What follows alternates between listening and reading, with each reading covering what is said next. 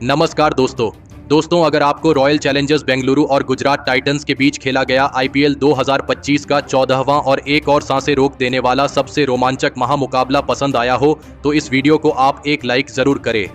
इस वीडियो का like target 400 like है तो इस वीडियो को आप दिल से लाइक जरूर करें। दोस्तों, आईपीएल 2025 के 14वें और एक और सबसे रोमांचक महामुकाबले में आईपीएल इतिहास की दो सबसे बड़ी टीमें एक दूसरे से भिड़ी। इस बार रजत पाटीदार की रॉयल चैलेंजर्स बेंगलुरु के सामने शुभमन गिल की गुजरात टाइटंस की टीम खड़ी थी। इस रोंगटे खड़े कर देने वाले महामुकाबले में गुजरात के कप्तान शुभमन गिल ने टॉस जीता और पहले गेंदबाजी का फैसला लिया और बेंगलुरु की टीम को पहले बल्लेबाजी के लिए आमंत्रित किया। उसके बाद रनों की बारिश करने के इरादे से बेंगलुरु के दो दिग्गज ओपनर बल्लेबाज मैदान में उतरे।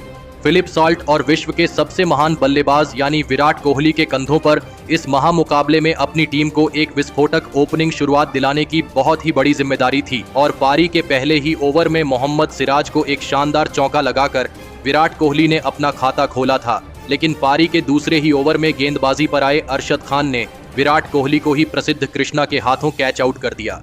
विराट कोहली इस मुकाबले में 6 गेंद में बस 7 रन बनाकर आउट हो गए।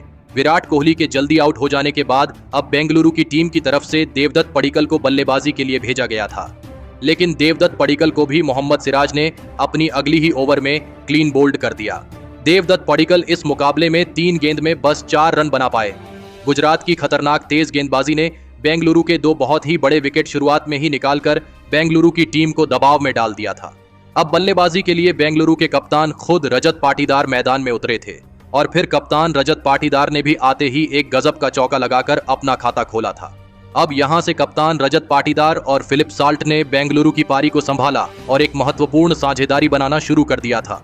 पारी के 5वें ओवर में तो फिलिप साल्ट ने मोहम्मद सिराज को एक अविश्वसनीय छक्का लगा दिया था, लेकिन उसकी अगली ही गेंद पर मोहम्मद सिराज ने लाजवाब वापसी करते हुए फिलिप साल्ट को ही क्लीन बोल्ड कर दिया। फिलिप साल्ट इस मुकाबले में 13 गेंद में 14 रन बनाकर आउट हो गए। गुजरात की तेज गेंदबाजी इस मुकाबले में शानदार फॉर्म में नजर आ रही थी। बेंगलुरु की टीम अब इस मुकाबले में मुश्किल में थी। अब मैदान पर लियम लिविंगस्टन आए थे, लेकिन तभी उनके साथ बल्लेबाजी कर रहे और बेहतरीन फॉर्म में चल रहे बेंगलुरु के कप्तान रजत पाटीदार को ईशांत शर्मा ने एलबीडब्ल्यू आउट कर दिया।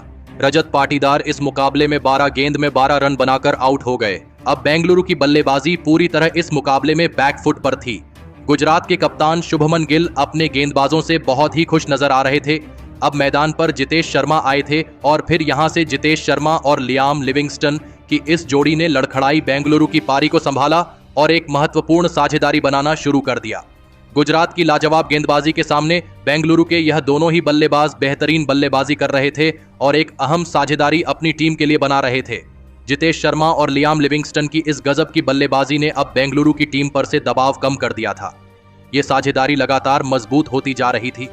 जितेश शर्मा और लियाम लिविंगस्टन की इस गजब की बल्लेबाजी ने अब कप्तान शुभमन गिल को भी सोच में डाल दिया था और फिर इसी बीच इन दोनों की 50 रनों की साझेदारी भी पूरी हो गई। लेकिन तभी गेंदबाजी पर बुलाए गए साई किशोर ने सेट हो चुके जितेश शर्मा को राहुल तेवतिया के हाथों कैच आउट कर दिया। जितेश शर्मा इस मुकाबले में 21 गेंद में 33 रन बनाकर आउट हो गए।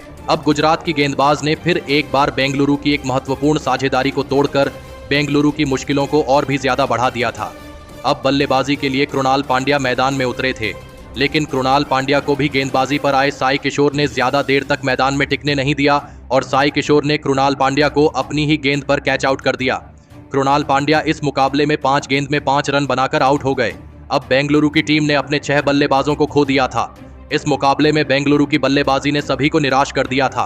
अब मैदान पर टीम डेविड आए थे, लेकिन अब सेट हो चुके लियाम लिविंगस्टन और टीम डेविड ने मिलकर यहां से गुजरात की गेंदबाजी पर पलटवार करके दिखाया और लगातार बड़े शॉट खेलना शुरू कर दिया। दोनों ही खिलाड़ियों ने अब गुजरात की गेंदबाजी पर एक महत्वपूर्ण साझेदारी बनाना शुरू कर दिया था। दोनों ही खिलाड़ी आक्रामक फॉर्म में भी नजर आ रहे थे। खास करके लियाम लिविंगस्टन ने पारी के 18वें ओवर में राशिद खान को 3 गजब के छक्के लगा दिए थे और इसी के साथ लियाम लिविंगस्टन ने अपना इस मुकाबले का धमाकेदार अर्धशतक भी पूरा कर लिया। लेकिन पारी के 19वें ओवर में गेंदबाजी पर आए मोहम्मद सिराज ने अर्धशतक लगाने वाले लियाम लिविंगस्टन को जोस बटलर के हाथों कैच आउट कर दिया। लियाम लिविंगस्टन 40 गेंदों में 54 रनों की एक महत्वपूर्ण पारी खेलकर आउट हो गए।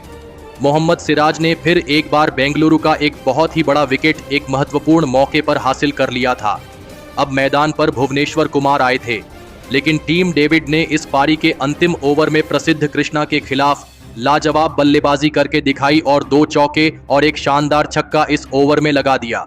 लेकिन इस ओवर की अंतिम गेंद पर प्रसिद्ध कृष्णा ने टीम डेविड को क्लीन बोल्ड कर दिया। लेकिन इसके बावजूद टीम डेविड की इस धमाकेदार बल्लेबाजी की बदौलत बेंगलुरु की टीम ने 169 रनों का एक बड़ा लक्ष्य गुजरात की टीम के आगे रखा।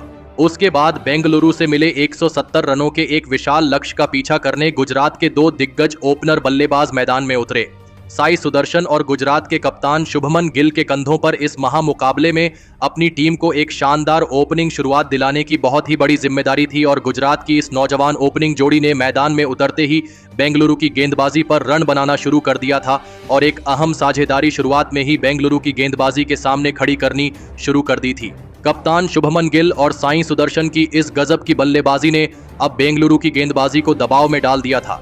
लेकिन तभी पारी का 5वां ओवर डालने आए भुवनेश्वर कुमार ने लाजवाब बल्लेबाजी कर रहे गुजरात के कप्तान शुभमन गिल को लियम लिविंगस्टन के हाथों कैच आउट कर दिया। कप्तान शुभमन गिल इस मुकाबले में 14 गेंद में 14 रन बनाकर आउट हो गए। गुजरात की ओपनिंग साझेदारी के टूटने के बाद अब बल्लेबाजी के लिए जोस बटलर मैदान में उतरे थे, लेकिन नए बल्लेबाज जोस बटलर के साथ मिलकर सेट हो चुके साई सुदर्शन ने फिर एक और साझेदारी बेंगलुरु की गेंदबाजी के खिलाफ बनानी शुरू कर दी। साई सुदर्शन इस मुकाबले में भी लाजवाब फॉर्म में नजर आ रहे थे और लगातार बेंगलुरु की गेंदबाजी पर बड़े शॉट खेल रहे थे। बेंगलुरु के कप्तान रजत पाटीदार साई सुदर्शन को रोकने की पूरी कोशिश कर रहे थे, लेकिन उनका कोई भी गेंदबाज इस गुजरात के खिलाड़ी का विकेट नहीं ले पा रहा था। तो वही जोस बटलर ने भी अब अपने हाथ खोलना शुरू कर दिया था। पारी के 9वें ओवर में तो गेंदबाजी पर आए रसिक सलाम को जोस बटलर ने 1 चौका और 2 शानदार छक्के लगा दिए थे। अब फिर एक बार बेंगलुरु की गेंदबाजी दबाव में थी। गुजरात की टीम के लिए आसानी से रन बन रहे थे। कोई भी बेंगलुरु का गेंदबाज साई सुदर्शन और जोस बटलर की खतरनाक साझेदारी को तोड़ नहीं पा रहा था। बेंगलुरु का हर एक गेंदबाज अब इस मुकाबले में मुश्किल में था, क्योंकि साई सुदर्शन और जोस बटलर की यह जोड़ी लगातार पारी के हर एक ओवर में छक्के चौके लगा रही थी। और फिर इसी बीच साई सुदर्शन और जोस बटलर की एक ताबड़तोड़ अर्धशतकीय साझेदारी भी पूरी हो गई। साई सुदर्शन और जोस बटलर की यह साझेदारी अब बेंगलुरु की गेंदबाजी के लिए किसी बुरे सपने की तरह साबित हो रही थी। दोनों ही खिलाड़ी आसानी से बेंगलुरु की गेंदबाजी पर रन बना रहे थे। अब बेंगलुरु के गेंदबाज विकेट लेकर ही इस मुकाबले में वापसी कर सकते थे। साई सुदर्शन और जोस बटलर ने मिलकर अब अपनी टीम को 107 रनों पर पहुंचा दिया था। लेकिन तभी पारी का 13वां ओवर डालने आए जोश हेजलवुड ने अपने अर्धशतक से केवल 1 ही रन दूर खड़े साई सुदर्शन को जितेश शर्मा के हाथों कैच आउट कर दिया। साई सुदर्शन 36 गेंदों में 49 रनों की एक लाजवाब पारी खेलकर आउट हो गए। साई सुदर्शन के विकेट के साथ ही बेंगलुरु की टीम ने इस मुकाबले में वापसी करने का एक बढ़िया मौका बनाया था। लेकिन अब बल्लेबाजी के लिए शेरफन रदरफोर्ड मैदान में उतरे थे। लेकिन तभी उनके साथ बल्लेबाजी कर रहे जोस बटलर ने पारी के 15वें ओवर में 1 चौका और एक शानदार छक्का लगाते हुए अपना इस मुकाबले का एक ताबड़तोड़ अर्धशतक पूरा कर लिया। जोस बटलर जब तक मैदान में मौजूद थे तब तक बेंगलुरु की गेंदबाजी इस मुकाबले में वापसी नहीं कर सकती थी। अब मुकाबला बेंगलुरु के हाथ से निकलने लगा था। पूरी की पूरी बेंगलुरु की गेंदबाजी इस मुकाबले में अब बैकफुट पर थी। अब आखिरी 4 ओवरों में गुजरात की टीम को जीत के लिए सिर्फ 29 रनों की जरूरत थी। अब यहां से कोई चमत्कार ही बेंगलुरु की टीम को इस महामुकाबले में जीता सकता था।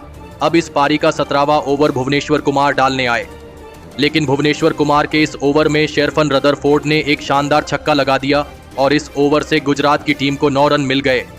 अब आखिरी 3 ओवरों में गुजरात की टीम को जीत के लिए 20 रनों की जरूरत थी। अब इस पारी का 18वां ओवर जोश हेजलवुड डालने आए, लेकिन जोश हेजलवुड के इस ओवर में जोस बटलर ने फिर एक बार गजब की बल्लेबाजी करके दिखाई और इस ओवर में 2 लगातार छक्के लगा दिए और फिर अंत में शेरफन रदरफोर्ड ने इसी ओवर में एक और शानदार छक्का लगाते हुए इस रोमांचक मुकाबले में गुजरात की टीम को 8 विकेट से जीताकर इतिहास रच दिया। दोस्तों, बेंगलुरु को उन्हीं की सरजमीन पर हराकर गुजरात की टीम ने एक बड़ा कारनामा करके दिखाया है। लेकिन दोस्तों, बेंगलुरु के खिलाफ इस रोमांचक जीत के पीछे गुजरात के असली हीरो साबित हुए उनके सबसे अनुभवी और विस्फोटक बल्लेबाज जोस बटलर, जिन्होंने इस महामुकाबले में केवल 39 गेंदों में 5 चौके और 6 शानदार छक्के लगाते हुए 73 रनों की नाबाद मैच जीताने वाली अद्भुत पारी खेली और इसी गजब की बल्लेबाजी के बदौलत बेंगलुरु की टीम को उन्हीं की सरजमीन पर गुजरात की टीम हरा पाई। तो दोस्तों, आप जोस बटलर की इस अद्भुत मैच जीताने वाली पारी के लिए उन्हें 10 में से कितने अंक देना चाहेंगे? आप अपनी राय नीचे कमेंट में देना बिल्कुल भी ना भूलें। धन्यवाद।